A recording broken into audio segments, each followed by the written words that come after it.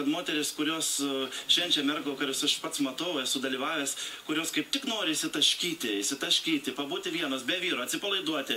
O nuotaka, aš manau, kad, man atrodo, kad striptizas, tarkim, ar ne, tai yra labai normalu. Man pačiam yra pasiūlę, tarkim, dainavau mergvakaryje, uždaram vakarėlį, aš nesu daug tų vakarėlių dalyvavęs, bet teko keletą vakarėlių dalyvauti uždarų, tarkim, jau mergvakarių.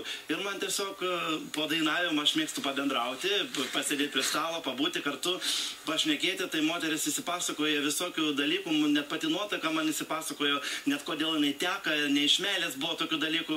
Ir tiesiog man pačiam yra pasiūlė vakaro metu, sako, mes tau dametam babkių, pašokus striptizą. Nu, be abejo, aš nešokau. Bet tiesiog, aš manau, kad kiekvienas savai pliksminasi. Aš nematau jokios nuodėmės. Kadangi moteris, sakau, kai palieka vienos, be vyrų, man labai gražu, kai jos švenčia. Vyrai tokie nemokus ir yra linkę visko atsisakyti, tačiau akivaizdu, kad ko moteris niekada neatsisako, tai gerbiamo dainininko Aido Maniko. Prieš laidą jūs pasakėte išties tokią šokiruojančią tezę, kuri mane nustebino labai nuoširdžiai, tai kad reta sužadėtinė lieka ištikima savo būsimajam jaunikiui per mergvakarį, taip? Vyrams, jeigu moteris džiaugsmas, tai ir moteriai reiškiasi mergvakario metu, jeigu vyras, tai irgi jos atsipalaiduoja. Tada tiesiog prisiklauso visokio dalykų, prisižiūri. Tikrai ir alkoholis tas pats, ir tie patys pasiūlymai, ir visa kita, tai man atrodo normalu. Aš nematau čia nieko šokiruojančio, jeigu ten pasiūlė kažkas pašokti striptizą įkalusi moteris, arba ten tiesiai šviesiai, tarkim, atsipalaidavusi, prisigėrė moteris, tarkim, pasiūlė ten tiesiai šviesiai, lietuviškai pasibarškinti, reiškiasi, tai aš nemanau, kad taip.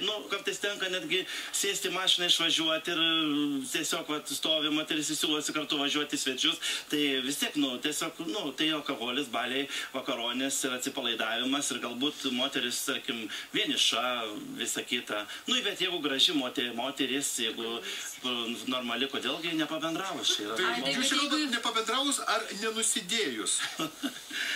Nes tai yra esminis skirtumas. Aš tai galvoju, kad tai ką jūs laikot nusidėjimu. Tai jeigu su žmogum pabendravai arba ten pasimylėjai, tai jau nuodėmė, taigi visi tą daro. Bet Aidai, kokia jūsų išvada iš tikrųjų, lietuvės moteris, ar jos pasileidusios iš tikrųjų, nepaisant, aišku, deklaruojamo savo puritoniškumo, ten durovės ir visą kitą? Juk yra žmonių, moterų, kuriam tiesiog trūksta to švelnumo, galbūt jos negauna iš savo vyrų, galbūt vyrai kažkur toli išvažiavę. Vieną kartą irgi šneku su moterimi, sėdim kartu, bendraujam, sako, kaip man liūdna, vyras išvažiavęs, tolimusis reisus, viskas, sako, viena ir matosi, kad moteris, tiesiog, bet Aidai, ar jums tokiais atvejais nesijaučiate žigolo? Būna netgi tokiu atveju, kad, tarkim, būnant tokiu atveju, tarkim, žmonės atvažiavot moteris, tarkim, ir į koncertą, ar ne? Dovana, cepelinų podą privyrus, čia į kaimo bendruomenę. Taip, jo, cepelinų podą privyrus, dovana atvežė gėlių. Ir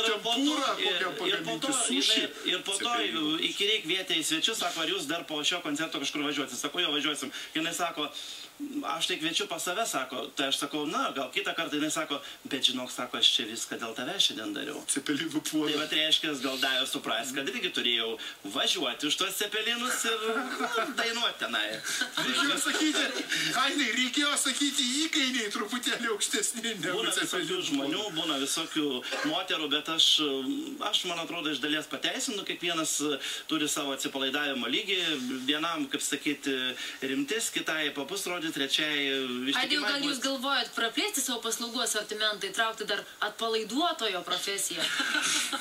Gintarė, apie atpalaidavimo profesiją, tai jūs labai pataikėt, nes kadangi kaip tik dabar aš jau pusmetis mokosi masažuotojų amato, taip kad čia kaip ekstrasensija šiandien, pataikėt labai.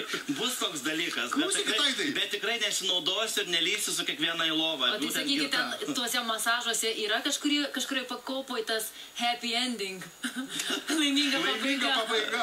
Aš manau, kad toks darbas kaip atlikėja arba masažuotoja, tai irgi tu per tos dalykus žmogų atpalaiduoja ir jis išneki su žmogumi, bet tai nereiškia, kad tuom reikia naudoti.